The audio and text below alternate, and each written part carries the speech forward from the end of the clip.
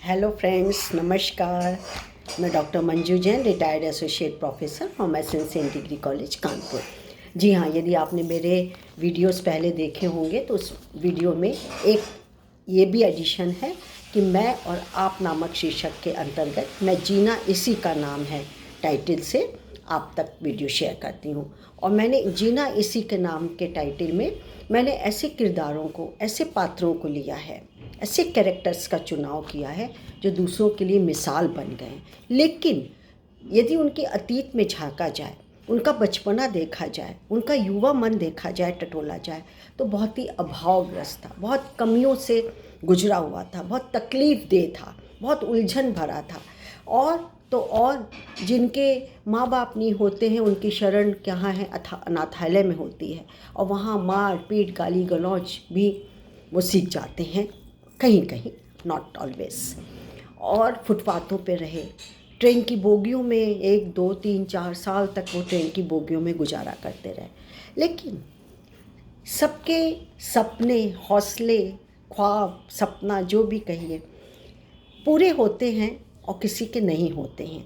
लेकिन ये देखा गया कि जिसमें कुछ करने का जज्बा था, जिसमें जुनून था और दृढ़ आत्मविश्वास था, वो कहीं ना कहीं इस अतीत को पीछे छोड़ करके आगे आगे और आगे बढ़े, और जाने कहाँ कौन सी मंजिल उन्होंने पार कर ली।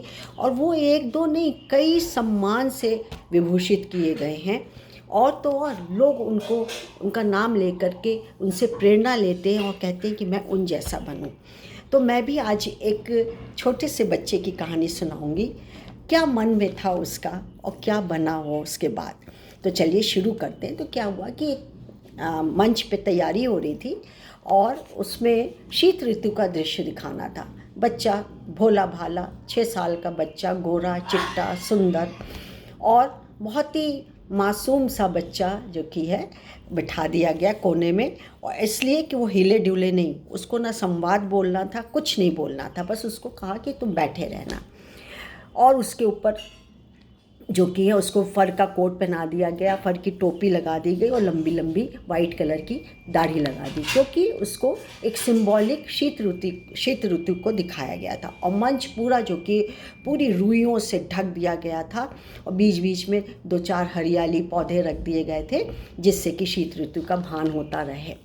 ठीक है, बच्चे को बड़ी शर्म भी आ रही थी और सोचा था मुझे संवाद भी बोलने को नहीं मिल रहा है, मैं क्या करूँगा, कैसे लूँगा, मैं तो यहाँ से उठ जाता हूँ। लेकिन नहीं, बाल मन था थोड़ा, तो उसको मतलब सिखाया पढ़ाया गया था कि उठना नहीं है। खैर, उसको एक छोटी सी लकड़ी दी गई और एक मोखे में आग लग रही हुई थी और एक मोमबत्ती भी बीच में थी जिसके चारों तरफ छोटे छोटे पौधे रख दिए गए थे सिंबॉलिक, और मोमबत्ती जल रही थी ये दिखाने के लिए कि शीत ऋतु में गर्माहट और मोमबत्ती जो कि आग लग रही है। और बच्चे को ये कहा कि तुम दूर से ही दूसरी तरफ से छड़ी को दिखाना और लौट आना, फिर बैठ जाना। तो बच्चे को जब इशारा किया गया तो उठा और भूल गया। बाल मन तो चपलता है, चंचलता है, किस और मूड हो जाए उनका कुछ नहीं पता। वो अबोध बालक समझ नहीं पाया और उसने उस सिरे से जहाँ से मना किया था वो आग के हवाला कर दिया। देखते देखते जब तक लोग समझते, पूरी रुई, पूरे मंच में आग फैल गई। किसी तरीके से बच्चे को हटाया गया तो मंच में क्या रह गया, मंच के हिस्से में सिर्फ राख राख राख, और बच्चे के हिस्से में क्या रह गई, सिर्फ डांट डांट डांट। जो कोई भी था वो बच्चे को क्या कहता था, प्यार तो करना दूर, जो प्यार से तारीफ़ कर रहे थे और मंच के लिए जैसे तैयार किया हुआ था, अब उसकी तरफ हर तरफ फटकार बरसने लगी। ये तुमने क्या कर दिया, तुम्हें कितना समझाया गया था, लेकिन तुमने तो गलत काम कर दिया, उत्सव ही सारा खराब कर दिया। क्या अब तुम्हारे पढ़ने लिखे का फ़ायदा है कि जो तुम किसी के कहना नहीं मानते हो, माँ बाप का कहना या जिसने तुम्हें समझाया था उसका भी कहना नहीं मानते। हमें अनुमान भी होता जरा भी तो हम ये झांकी में तुमको नहीं बैठाते, हम किसी और को ले लेते। जब नाटक मिलेगा, अभी तो मंच का हिस्सा हो, जब नाटक करने को मिलेगा तब क्या करोगे। जिससे जो सूझता उसको डांटता और वो बेचारे के गालों पे से लुढ़कने ही वाले थे आंसू। सब ऐसे ही करके किसी तरीके से बच्चे को बचा लिया गया। अब सब तो अच्छा चल रहा था, बस एक गलती हुई नहीं कि सब कुछ स्वाहा हो गया, उसका मन भी स्वाहा हो गया, उसको गहरा असर हुआ उसके ऊपर। और मंच पर आगजनी से आहत बच्चे की हालत कई दिनों तक पतली बनी रही, दुखी रहता रहा। वो मन ही मन खुद को बहुत कोसता भी रहा कि मैंने ये क्या कर दिया। एक हाथ आया मौका, क्योंकि मुझे अभिनय करना अच्छा लगता है, वो भी मैंने गंवा दिया। अब कौन देगा मुझे भूमिका, कौन रखेगा मुझे अभिनय के लिए, कौन देगा मुझे मंच का हिस्सा बनाएगा। तारीफ़ कितनी अच्छी लग रही थी, पर फटकार कितनी उससे भी ज़्यादा गुनी बड़ी लग रही थी। बहुत ख़राब लग रहा था। और बचपन का यही मोड़ था जब दिल में कहीं कहीं गहरे में यह सोच शुरू हो गई कि आखिर गलती कहाँ हुई, गलती से कैसे बचा जा सकता है। ये सोचता रहा वो, और यहीं से दुनिया का सर्वश्रेष्ठ आधुनिक अभिनय गुरु, जी हाँ, वो बालक अभिनय गुरु बना जिसका नाम था कॉन्स्टेंटिन स्टेनिलोवास्की, विश्वविख्यात अभिनय गुरु। तो उसका अवतरण हुआ, आगाज़ कर दिया उसने। बाद के दिनों में तो उसकी जो आगजनी जो घटना हो गई थी मंच पर, वो याद करके स्टेनिलोवास्की कभी कभी कांप उठते थे, सिहर उठते थे। और वो अक्सर कहते थे कि पहली बार मंच पर उतरते ही मैं बेमतलब वो शर्मीपन का एहसास हुआ था, वो आज भी मुझ में है कि लगता है कि बेमतलब मैं मंच पे बैठा हुआ हूँ और बहुत ही डरपोक हूँ, बहुत शर्मिला हूँ। और जब मैं रंग मंच पर होता हूँ तो मुझे वही डर जो पहले हुआ था बचपन में, आग लग गई थी, वो मुझ पर हावी हो जाता है। अब उसके दिल में बैठे हुए डर ने इस 30 और 32 साल की उम्र में गंभीर या पेशेवर अभिनेता नहीं बनने दिया। उन्होंने एक से एक बढ़ कर के भूमिकाओं का अंजाम दिया, पर संशय का भाव हमेशा उनके चेहरे पे बना रहता। वो अभिनय में नाटकीयता से बचते थे कि नाटक ना लगे, ओरिजिनल लगे, रियल का लगे। और उनका जोर स्वाभाविकता पर भी था। शायद नाटकीयता ही बचपन से उसे आगजनी का कारण बनी थी।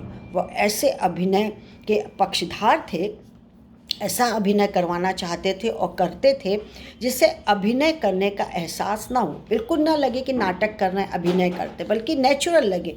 कैसे उठते हैं, खाते हैं, जैसे रेगुलर घर में हम लोग करते हैं, वैसे ही वो चाहते थे कि सब लोग ऐसे ही करें और मैं भी। अभिनय दर्शन और अभिनय की आचार संहिता में उनको कोई जोड़ नहीं था। कहा जाता है कि एक बार हार्ट अटैक का उनको थोड़े सिम्टम्स लगे, लेकिन मंच पर वो नहीं उतरे, मन से नहीं उतरे। जब पूरा सीन हो गया तब वो उतरे, और वाकई में वो हार्ट अटैक का सीन भी करना था। तो इतना नेचुरल था कि लोगों को बाद में पता चला कि इनके हार्ट अटैक के कुछ लक्षण वाकई में उभरे हैं।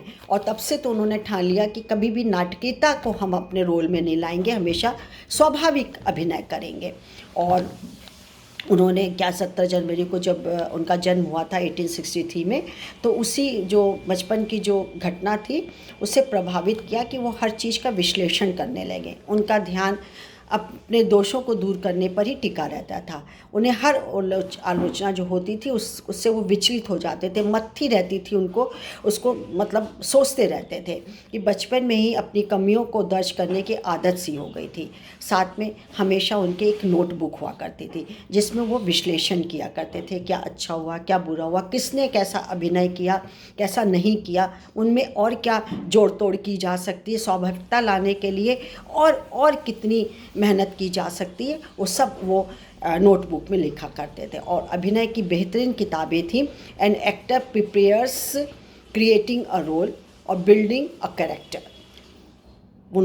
उनको पढ़ने का नसीब, मतलब लिखी गई और पढ़ने का लोगों को नसीब हुई, जिन्हें दुनिया के तमाम जो अभिनय या नाट्य विद्यालयों के में अनिवार्य रूप से कंपलसरी कर दिया गया था कि आपको आपके कोर्स में जो कि है actor prepares creating a role and building a character, ये 2 बुक आप लोग को आपके कोर्स बुक में उसको पढ़ना जरूरी, मतलब अभिनय के क्षेत्र में।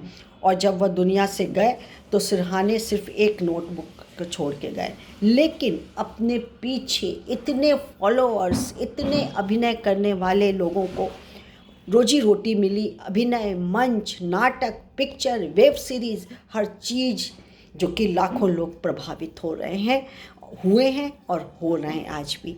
तो देखिए, वो अबोध मन को पीछे छोड़ना पड़ता है। जो गलती हो गई उसको दोहराया नहीं जाता है, ना ही दोहराना चाहिए, ना उसके को सोच करके उसके अपना जो कि भविष्य है उसको ख़राब करना चाहिए। यद्यपि उसने सोचा लेकिन एक स्टेज तक आने पर उसने उस चीज़ को छोड़ा कि अब अभिनय में स्वाभाविकता ही लाएंगे। और कितने लोगों को उन्होंने अभिनय के गुर बारीकियाँ सिखाई और विश्व विख्यात अभिनय गुरु के नाम से जाने जाते हैं, कॉस्टेनिन स्टेनिलोवस्की।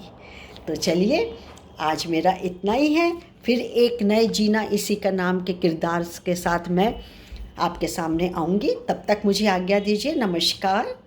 Thank you.